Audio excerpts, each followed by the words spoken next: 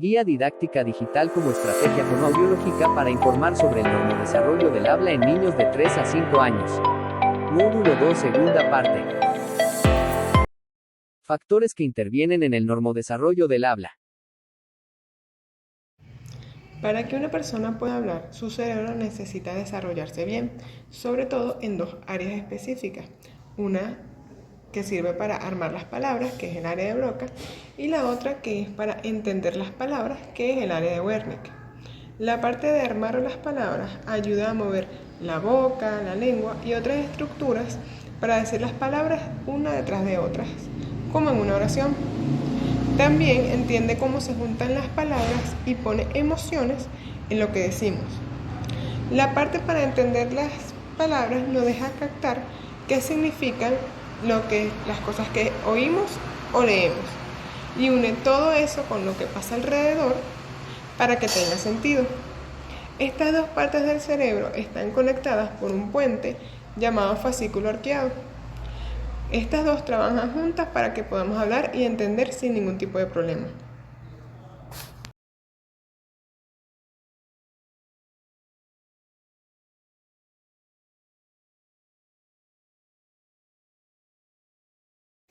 Otro factor importante es la audición, ya que los oídos captan todos los sonidos del habla y si esto no sucede, no podríamos imitar y reproducir estos sonidos y por ende aprender a hablar.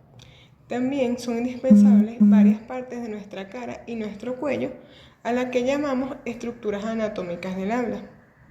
Estas partes trabajan juntas para formar los diferentes sonidos que usamos al hablar. Hay partes que se mueven, que son las estructuras activas. Estas cambian de posición para hacer un sonido u otro, es decir, la lengua que se mueve por diferentes partes de la boca, los labios que se juntan o se abren, la mandíbula que sube y baja, y que sin estas partes en movimiento no podríamos pronunciar muchos fonemas. También existen partes que son fijas, las que son las estructuras pasivas, que estas no se mueven, pero son muy importantes, porque las partes que se mueven se apoyan en ellas, por ejemplo los dientes o el paladar.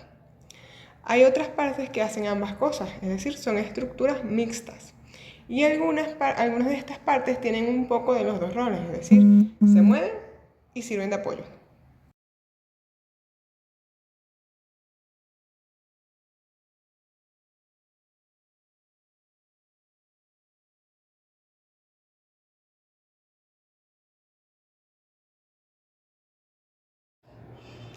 Algunas de las estructuras pasivas son el paladar duro y los dientes, mientras que algunas de las activas tenemos la lengua, el frenillo lingual, los labios y la articulación temporomandibular. Por otra parte, el paladar blando es una estructura mixta. El funcionamiento de estas estructuras es fundamental para que el habla pueda ser fácil de entender para cualquier persona. En esta imagen podemos observar algunas de las alteraciones en las estructuras anatómicas del habla.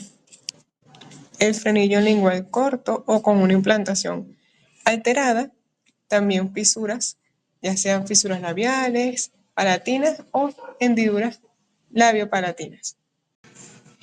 También tenemos las maloclusiones dentales y las alteraciones en las mordidas, entre muchas otras alteraciones que no solamente afectan el habla, sino que también afectan otras funciones como la masticación, la deglución, la respiración, entre algunas otras.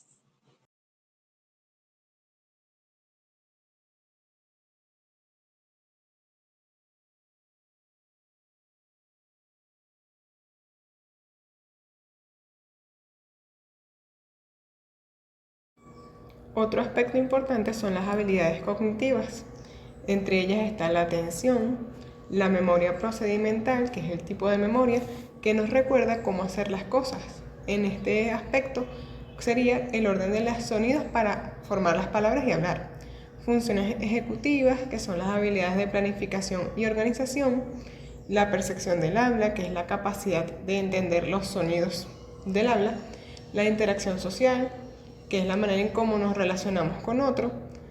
la motivación y el refuerzo, que es el deseo de hablar y la respuesta positiva que recibimos, un entorno seguro, es decir, un ambiente donde nos sentimos cómodos para hablar. También otro aspecto importante es el procesamiento fonológico, que es la manera en la que el cerebro maneja los sonidos del habla, un modelo lingüístico, es decir, escuchar un buen ejemplo del habla y el lenguaje. Por eso es que es vital que los niños escuchen a su entorno hablar correctamente para poder aprender cómo se forman las frases, la gramática y las palabras de su lengua materna. Así podrán aprender y utilizarlo de una manera eficiente. Entonces, en resumen, aprender a hablar es como armar un rompecabezas, donde no solamente necesitamos las piezas del cerebro y la boca, sino también la cognición, el apoyo y socializar con nuestro entorno, escuchar buenos ejemplos de cómo se utiliza el idioma. Entonces, además de otros factores que ya nombré. Todos estos son piezas que se juntan para que podamos comunicarnos. Como ya lo había comentado, la adquisición del habla es de origen o es multifactorial. ¿Qué quiere decir?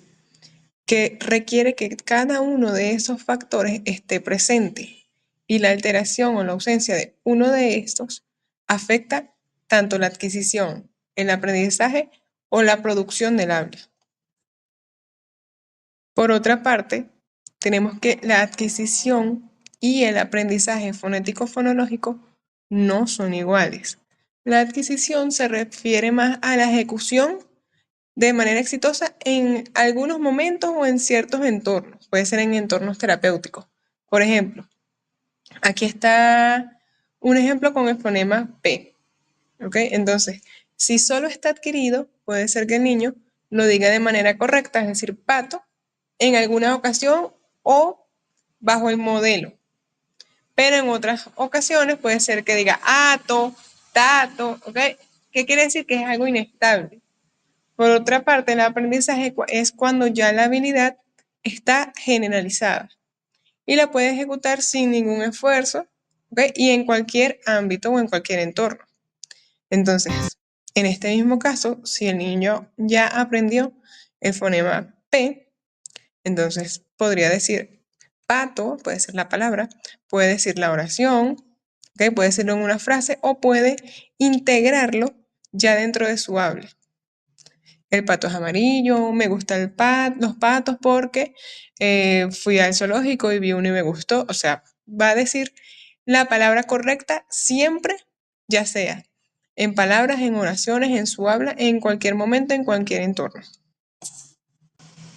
Un fonoaudiólogo bastante reconocido llamado Franklin Susanibar realizó un estudio este año en conjunto con estudios anteriores, en donde él relata o establece edades de aprendizaje fonético fonológico para el 85% de los niños en estas edades que se observan allí.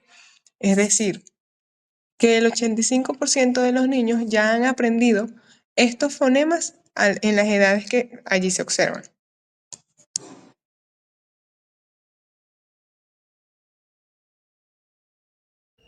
La relación entre el normodesarrollo del habla y la lectoescritura se centra en que van de la mano, porque estos procesos requieren de la habilidad de escuchar los sonidos dentro de la palabra.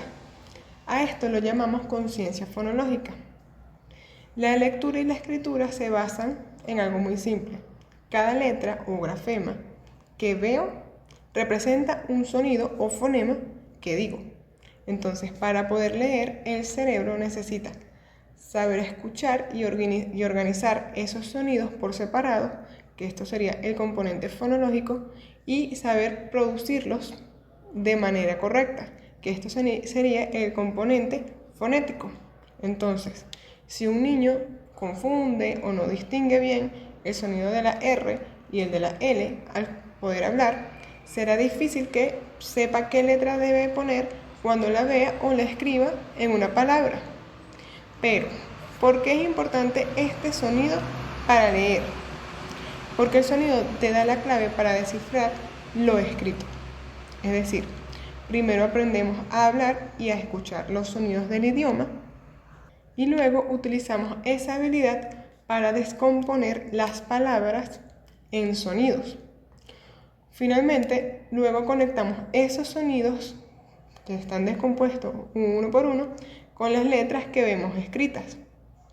Entonces, si este sistema de sonidos no está bien desarrollado desde al principio, el niño no tiene la base para poder conectar letra con su sonido y leer o escribir sería sumamente difícil.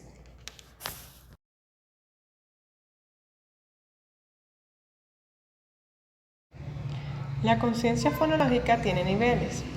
El desarrollo de esta habilidad se da por etapas, que van desde las unidades de sonido más grandes a las más pequeñas.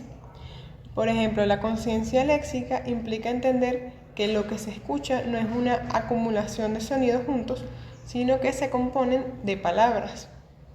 Por otra parte, la conciencia silábica implica manipular las sílabas, ya sea para dividirlas, para contarlas, para reconocer su posición en la palabra, ya sea para quitar o añadirlas, para formar nuevas palabras, y también esto es clave para la decodificación. Finalmente está la conciencia fonémica, que este es el nivel más avanzado y es crucial para la lectura. Implica manipular los fonemas, ya sea para identificar, unir, segmentar, sustituir, eliminar o añadir fonemas para crear nuevas palabras.